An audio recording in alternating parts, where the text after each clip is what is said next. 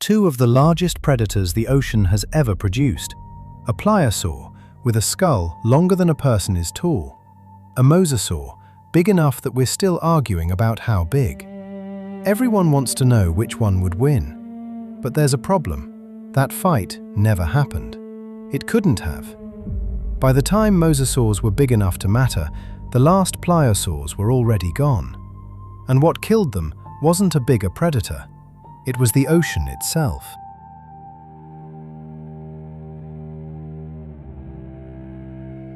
Start with the head. A large Pliosaur skull could reach 2 meters. Not a slender, fish-catching snout, a blunt, heavy instrument built to take hold of something big and not let go. The teeth aren't blades. They're cones, smooth and round in cross-section, the shape you want for gripping rather than slicing. Sit with that number for a second. A skull 2 meters long is a skull you could lie down inside.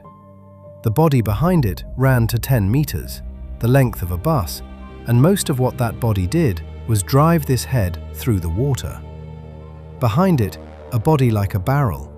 4 flippers, each one a long, flat blade, all 4 doing the swimming. The tail was short and contributed almost nothing. This was not an animal that ran things down over distance. It closed the last few meters faster than anything else in the water. For most of the Jurassic and into the Cretaceous, animals built on this plan sat at the top of the ocean. They weren't alone up there.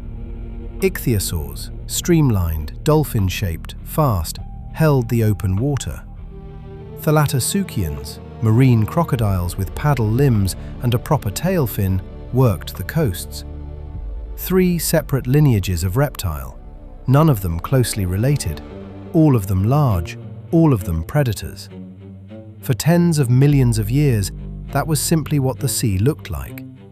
And then, over the span of a single geological stage, all 3 were gone. So, where were the Mosasaurs? Around 94 million years ago, while Pliosaurs still held the open ocean, Mosasaurs were only just arriving in it. And they were nothing. Lizards, roughly a meter long, working the shallows. Their limbs weren't flippers yet, closer to webbed feet. The tail undulated, the way a water monitor does today. They ate fish small enough to swallow whole, in water shallow enough to stand in. They were not predators of anything that mattered. In that ocean, a 1-meter lizard was food. Sharks ate them. Marine crocodiles ate them. A Pliosaur would not have registered one as prey. It would not have registered one at all. Here's the part that's hard to hold in your head. The lineage that would eventually reach 13 meters, the older figures said 17, and the estimates have come down, and the animal that already measured 10 or more were alive at the same time, in the same water. They were just not in the same conversation. If you want that fight, this is the only window where both groups existed together. And in this window, it isn't a fight. It's a whale and a minnow. 94.5 million years ago, the ocean stopped working. Geologists call it Oceanic Anoxic Event 2. It begins in the last stretch of the Cenomanian and runs across the boundary into the Turonian. The name is dry, what it describes is not. Carbon dioxide climbed, the sea warmed. Estimates for tropical surface temperatures at this interval run into the high 30s Celsius. Bathwater across an ocean. And warm water causes 2 problems at once. It holds less dissolved oxygen than cold water, and it doesn't sink, so the circulation that carries oxygen down into the deep sea slows. Nutrients pooled near the surface. Algae bloomed, died, sank, and rotted, and the rotting consumed whatever oxygen was still down there. The oxygen line climbed up through the water column until, in places, it reached the light. You can put your hand on this. A black band of rock, rich in organic carbon, laid down across continents at the same moment. Black, because nothing was left alive on the sea floor to stir it. For an air-breathing reptile, the surface was still breathable. The air was never the problem. The problem was that everything underneath it was dying. When the water cleared, the ocean had different owners.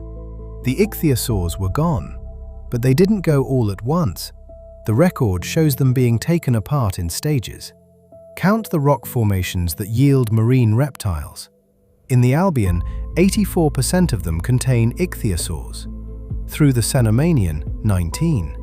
In the Turonian, none. An extinction early in the Cenomanian had already stripped out the specialists and the generalists. What was left were the large predatory forms, and those went at the end of the Cenomanian, roughly 6 million years later. A lineage that had been in the water since the Triassic finished in 2 strikes. The marine crocodiles went with them. The Pliosaurs did something stranger. They survived. There are Pliosaur fossils above the black band. The group came through the event, the youngest of them a late Turonian. And then the record thins out and stops. By the Coniation, the stage after the Turonian, there are none. That's the detail that makes this worth asking about. Whatever finished the Pliosaurs off, it was not the Anoxic event itself. They lived through that. Something about the ocean afterwards was harder on them than the catastrophe had been. So picture what sinks. A skull 2 meters long coming to rest in grey mud. Ribs, 4 broad paddles, the finger bones still packed side by side in the sediment.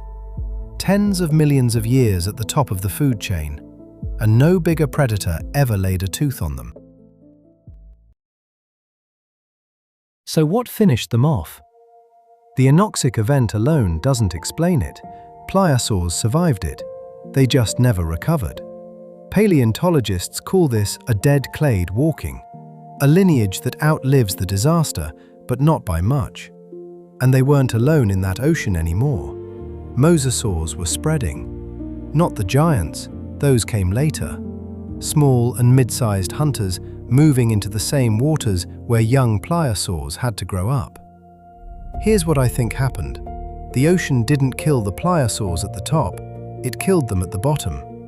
A dynasty doesn't fall when its king is beaten, it falls when its children have nothing left to eat. We can't prove that. The fossil record isn't fine enough, but the timing fits, and the throne changed hands.